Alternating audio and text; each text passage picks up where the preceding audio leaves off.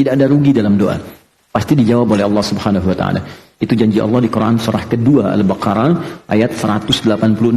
Paling kiri sebelah bawah di mushaf. Allah katakan, wa idza sa'alaka 'ibadi 'anni fa inni qarib. Kalau hambaku sedang mencari-cari aku, katakan padanya aku dekat. Biasanya kalau orang cari Allah kan motifnya dua. Kalau bukan ingin tobat, atau yang kedua dia punya kebutuhan yang dimintakan kepada Allah. Dua itu.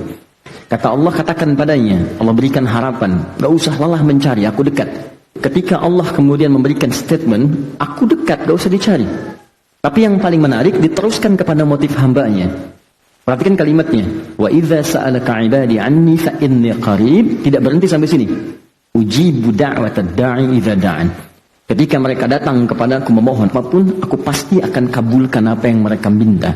Sepanjang itu mengandung nilai kebaikan untuk dunia akhiratnya. Ya, beberapa waktu yang lalu datang ke akhir center itu satu pertanyaan, Ustaz, saya mantan pembunuh, bisa nggak saya tobat? Saya katakan selamat. Allah sangat mencintai pelaku maksiat yang mau tobat dibandingkan orang soleh yang tidak pernah merasa salah. Lalu saya sampaikan Quran surah kedua di akhir ayat 222. Innallaha yuhibbut tawwabin. Allah cinta orang tobat. Dan Anda sekarang sedang dicintai oleh Allah. Saya pun belum tentu bisa mendapatkan status itu. Jadi ketika Allah menanamkan cintanya, ambil itu. Karena tidak semua hamba bisa mendapatkan kesempatan itu. Maka dia terima tawaran kami itu, dia ambil kesempatan itu. Tiba kemudian beberapa hari, saya tidak tahu orangnya siapa, kemudian datang.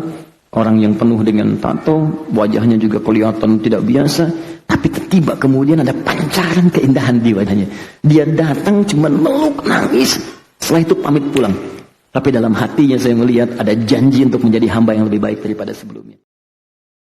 Jadi kalau nanti sedang bermuhasabah, jangan cuma istighfar. Tapi diingat dosa apa yang pernah dikerjakan. Dosa pada orang tua, pada ayah, pada ibu, pada pasangan hidup, suami ke istri, istri ke suami. Dosa ke anak-anak. Jangan-jangan anak-anak ini sekarang menjauh dari Allah. Maaf, malas-malasan sholat bukan karena malas, karena antum gak pernah ngajarin dulu. Antum tuh terlampau sibuk.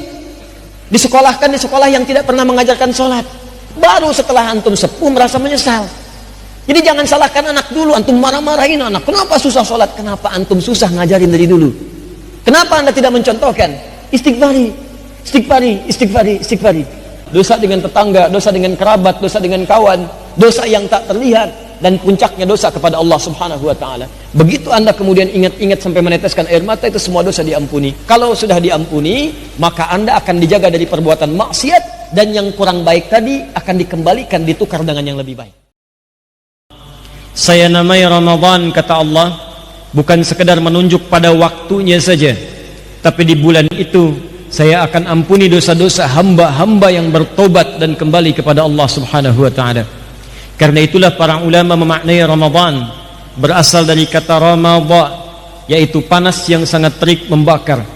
Kalau panasnya semakin membakar dan menghanguskan semua benda di sekitarannya sampai tidak menyisakan satu apapun, bahkan debunya pun berterbangan, tidak tampak sekali bekasnya, maka tambahkan alif dan nun di ujung katanya untuk merubah pada bentuk superlatif, atau di ilmu nahwu disebut dengan sirah mubalaghah.